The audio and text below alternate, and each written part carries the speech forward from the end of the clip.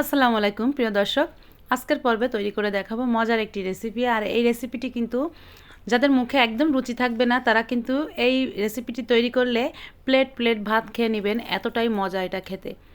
তো প্রথমে আমি এখানে তেলের উপরে পেঁয়াজ আর কাঁচামরিচ এটা ব্লিন্ডারে কিছুটা ব্লেন্ড করে নিয়েছি, দেখতেই পাচ্ছেন মানে কিছুটা ছাবা ছাবা থাকবে এই পর্যায়ে। চাইলে কিন্তু আপনারা পেঁয়াজ কাঁচামরিচটা কেটেও মানে কুচি করেও দিতে পারেন। আর আমি একটু সামান্য রসুন বাটা দিয়ে দিয়েছি আর অল্প একটু জিরা বাটা দিয়ে দিয়েছি, চা চামচের হাফ চা চামচের মতো হবে। আর দিয়ে দিচ্ছি লবণ আর হলুদ একসঙ্গে দিয়ে এই মশলাটাকে এখন খুব ভালো করে কষিয়ে নেব। তো মশলাটা শুরু থেকে দেওয়াটা আমার দেখানোটা স্কিপ হয়ে গিয়েছে, ভিডিও ঠিকই করেছি, মানে ভিডিওটা কিভাবে যেন মানে ডিলিট হয়ে গিয়েছে।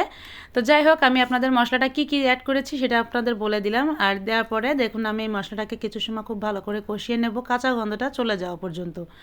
তো এভাবেই মশলাটাকে কিন্তু কষিয়ে নিতে হবে, বেশি মশলা কিন্তু এটাতে দেওয়া যাবে না যে রেসিপিটা তৈরি করছি।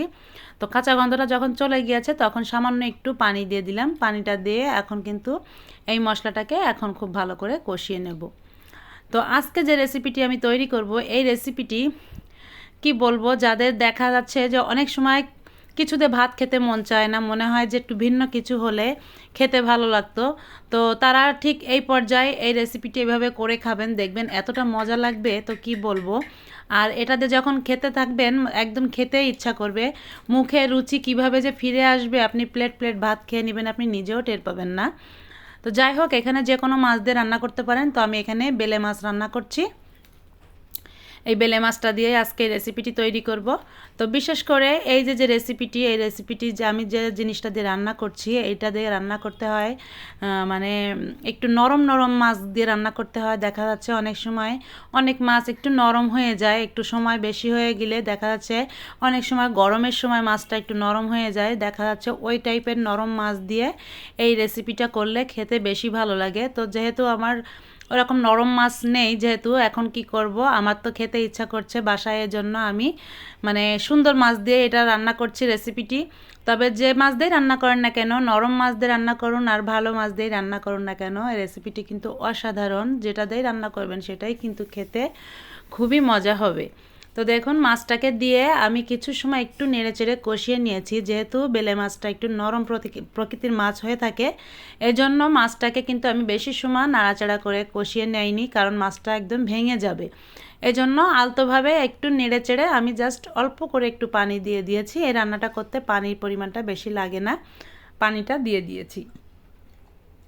বলক আসার পরে আমি এখানে বেশ কিছু সময় জাল করে নিব, মানে তরকারিটা একটু কিছু সময় জাল করে নিতে হবে, মাছটা খুব ভালোভাবে সেদ্ধ হয়ে যাবে। যখন দেখবেন ঝোলটা বেশ কিছুটা টেনে আসছে, ঠিক সেই পর্যায়ে আমি এখানে একটু পাতিলেবুর পাতা দিয়ে দিব। আর এই পাতিলেবুর পাতাগুলো কিন্তু আমাদের বাসায় সবারই কম বেশি থাকে, তো এই পাতিলেবুর পাতাটা আমি দিয়ে দিব। তরকারিটা এমন সময় দিতে হবে, এই লেবুর পাতাটা নামানোর 5-6 মিনিট আগে লেবুর পাতাটা দেওয়ার পরে এভাবে মানে তরকারিটাকে জাল করে নিতে হবে। তো এখন আমি একটু নেড়ে চেড়ে সুন্দর করে ঝোলের সঙ্গে পাতাগুলোকে একটু মানে ডুবিয়ে ডুবিয়ে দিব, যাতে পাতার ফ্লেভারটা খুব সুন্দরভাবে ঝোলের সঙ্গে ছড়িয়ে যায়। আর এই তরকারিটা রান্না করবেন যখন এইভাবে পাতাটা দেওয়া হবে, পাতাটা দেওয়ার পরে চুলার আঁচটা কিন্তু বাড়িয়েই রাখতে হবে, মানে একদম বাড়ানো অবস্থায় এই রান্নাটা করে নিতে হবে, কারণ লেবুর পাতাটা কিন্তু বেশি সময় জাল হয়ে গেলে এটা কিন্তু তিতা লাগে, এটা খেয়াল রাখতে হবে। ঠিক লেবু পাতার ফ্লেভারটা ছড়িয়ে যাবে আর ঝোলটা কিছুটা এভাবে টেনে যাবে, দেখা যাচ্ছে আপনি ঝোলের পর এইটায় রান্নাটায় মানে ঝোলটা একটু কম রাখলে ভালো লাগে, এটা জাস্ট একটু মানে পোড়া পোড়া টাইপের তরকারিটা হবে, মানে ঝোলটা টেনে যাবে, ও সাইড থেকে তেল ছেড়ে দিবে। আর যে মশলাটা আমি এখানে দিয়েছি, অর্থাৎ পেঁয়াজ রসুন কাঁচামরিচের যে মশলাটা আমি এখানে অ্যাড করেছি, সেটা কিন্তু দেখা যাচ্ছে মাছের সঙ্গে গায়ে গায়ে এরকম লেগে যাবে, ঠিক সেই পর্যায়ে রান্নাটা কিন্তু হয়ে যাবে। এই পর্যায়ে আসলে রান্নাটা শেষ হয়ে যাবে, রান্নাটা নামিয়ে নিতে হবে।